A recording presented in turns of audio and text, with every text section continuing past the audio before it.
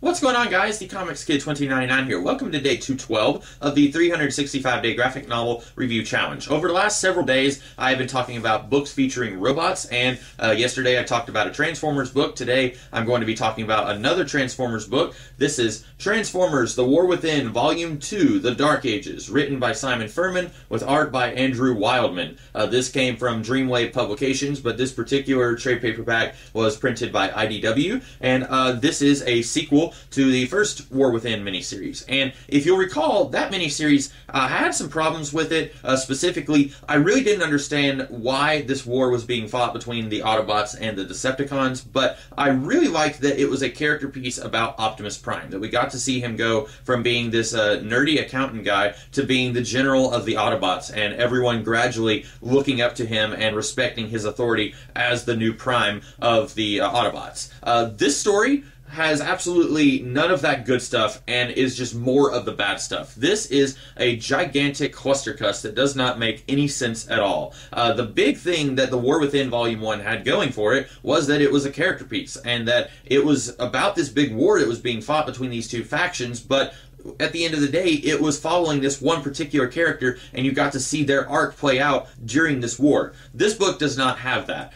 This book opens with a big text page explaining everything that happened in The War Within. And then, the first actual page of the comic, it says previously, or something like that. It's basically your previously on Transformers page. And then we get to see Optimus Prime and Megatron. They're fighting out in the middle of space. Megatron was trying to build a space gate or something like that, and then Optimus tackles him, and they both fall through it. And then the rest of this book is the Decepticons and the Autobots basically continuing their war, but without their respective leaders. And there's an interesting idea here, because as soon as the leaders of these two factions go away, both groups kind of splinter off into a whole bunch of smaller groups. We hear talk about Predacons, we hear talk about Decepticons, we hear talk about the Wreckers, and all these other smaller organizations within the Autobots and the Decepticons. And on the one hand, I really like the idea that without the leader of either group, they basically are all just kind of warring with each other, as well as warring with the opposing team, if you will. I like that idea that Megatron and Optimus Prime are really the ones that are keeping their respective sides focused on this war.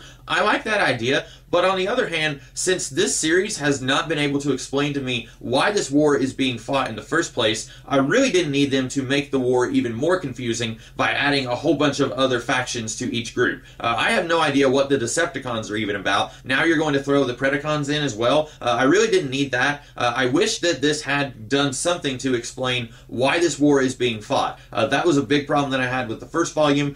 This volume continues that problem. Really, I think that a lot of my issues with this book would have gone away if we had just had one character who could have been the protagonist of this book. But you get rid of Optimus Prime and Megatron in the opening pages of this book, and you're basically getting rid of the best reason to read a Transformers story. I don't much care about any of the other characters in this book. At one point, we have Kup, who is waxing poetic about what is war good for, and out of all the characters in Transformers canon, I don't understand why you would choose Kup to be the one who is crying about why are we fighting this war. Kup is basically the Nick Fury of Transformers. He's always chewing on a cigar. He's always talking about the glory days of war. I don't understand why they would choose this character to be crying about why are we still fighting this war to Grimlock. This book is just so bad, guys. If you read The War Within Volume 1 and you liked it, I am begging you, do not read The War Within Volume 2. I read The War Within a while back, and then rereading it for these videos, I knew that The War Within Volume 2 was not going to be good, because I remembered not liking it the first time I read it, but I don't think I prepared myself enough for just how not good this book is. Unfortunately,